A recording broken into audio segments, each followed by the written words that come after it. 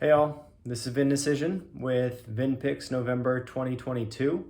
We have 4 bottles lined up for you as usual. It is $99.99, so just under $100. In our minds, we think this is some of the best value that can be found in the world at large, but certainly in wine. This month is going to be 2 white wines and 2 red wines. As with every month, the intention is to find producers that are worthy of your attention. That is to say, perhaps producers that are just outside the popular spotlight, or producers that we haven't heard from for a while, or producers that happen to be neighbors or have some connection or association with some of the biggest producers. So that's what we do every single month. We sift through a lot of different wine, a lot of different portfolios to find these. So know that there is a fair amount of curation that is involved. So this month, November, we have 2 white wines, 2 red wines. We're going to start in Burgundy, which is one of the harder places to find great value today. Burgundy, as you likely know, is a relatively small region in comparison to the output, let's say the total production of Bordeaux. We're looking at around 1/10.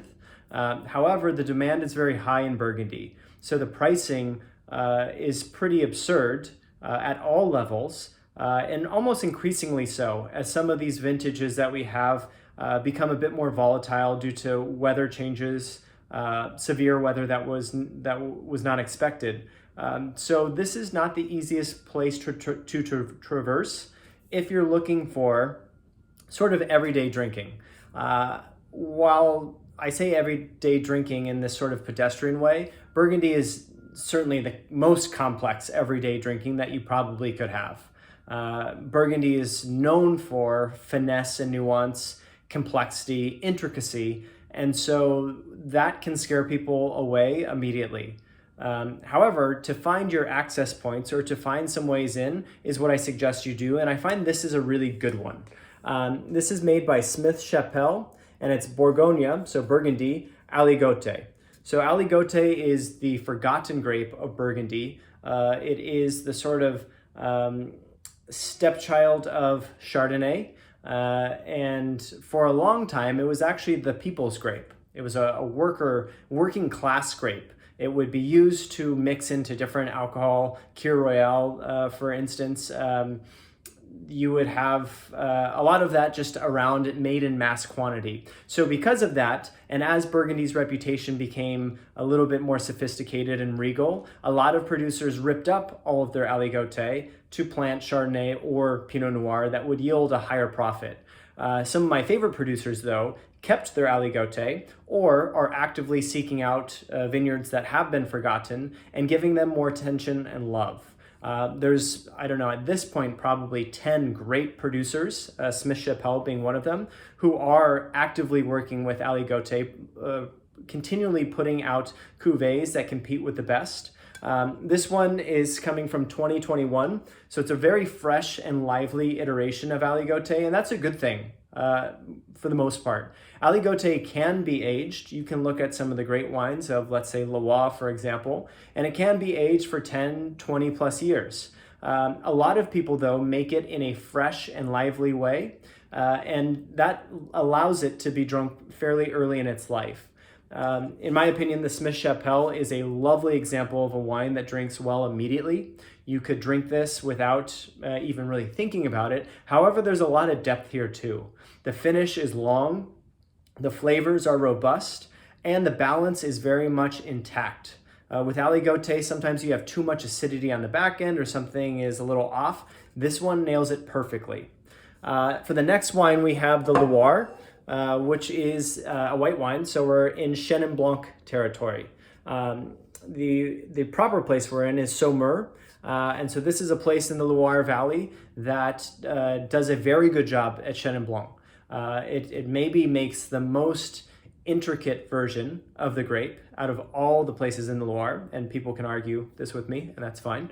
But you find some of the most noteworthy producers in this region. Take Clos Rougeard, for example.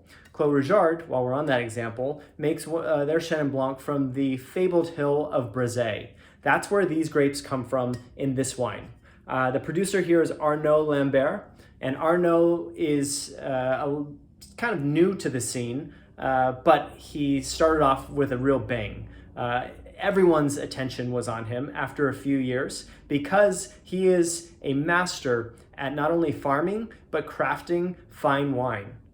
He wasn't necessarily, and still isn't necessarily, always working with the best of the best, even though I think you could argue that this is some of the best of the best, given that it's from this revered hillside of Brézé. But no matter where he is, he makes a wine that is honest to its terroir and is intentional with all the winemaking moves.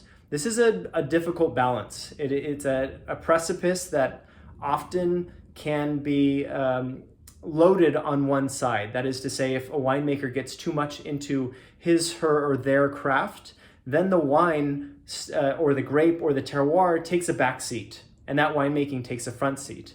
You look for people like this because they understand the whole. They understand the completeness of a wine, and this is what you find in kind of the best joyful wines that exist, in my opinion. I love this wine simply because Chenin has a few more layers to it than Chardonnay. It often starts with this exotic kind of honeyed nose, and then it lasts for a minute, 2 minutes after you take a sip. So there's a lot of things happening at once. That makes this wine very easy to pair with a whole variety of foods.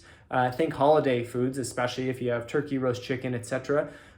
This is the wine you want on the table, and it's a real crowd pleaser too. The next wine is one of my favorite finds as of late.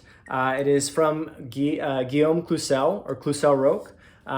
It is a wine that is a little bit outside of their normal canon. They are situated in Côte-Rôtie in the northern Rhône. So that means they are primarily concerned with Syrah, but they're also concerned with a very noble region as it concerns Syrah. Côte-Rôtie, it's very hard to beat that place. Oftentimes those bottles start at around $50 and go up to 150, 200 plus pretty quickly.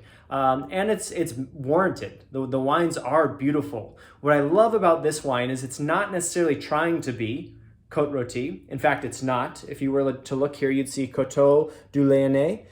This is outside of the proper areas that you'd call Côte-Rôtie. It's really kind of just below Beaujolais and just neighboring kind of the Northern Rhône proper, at least many of those villages that we associate with the Northern Rhône. So it's in a little bit of this no man's land. Because of that, they kind of break the rules here because the rules don't really exist. And here we have Gamay, so not Syrah. We have 100% Gamay, like you would find in Beaujolais. However, it has all the Northern Rhône tendencies. It has that savoriness, it has that smokiness, but it has a jubilant palate like you might find in a Cru Beaujolais. So we're talking Cru Beaujolais mixed with Northern Rhône Syrah in this wine. What I also like about this wine is that it has a little bit of age. You'll see that it says 2019. That age gives it more earthy complexity and a little bit more intrigue, not only on the aroma or on the nose, but also on the palate. This wine drinks relatively light because of that Gamay. However, it satisfies the entirety of your palate because it is so interesting. There's things happening that really kind of make you sit with the wine. It is one of those cerebral wines. The last wine, and this is always one of my favorite finds, this is definitely off the beaten path in the sense of the places that people are paying attention to. Languedoc-Roussillon, at the southwestern, really south part of France, right above Spain in this case, doesn't give as much love as it should. I think there's a lot of reasons for that. There is a variety of grapes happening there that each producer is working with, and that means it's generally hard to classify this area and pigeonhole it like you could with let's say Barolo Barbaresco. You very much know for the most part you're going to work with Nebbiolo there.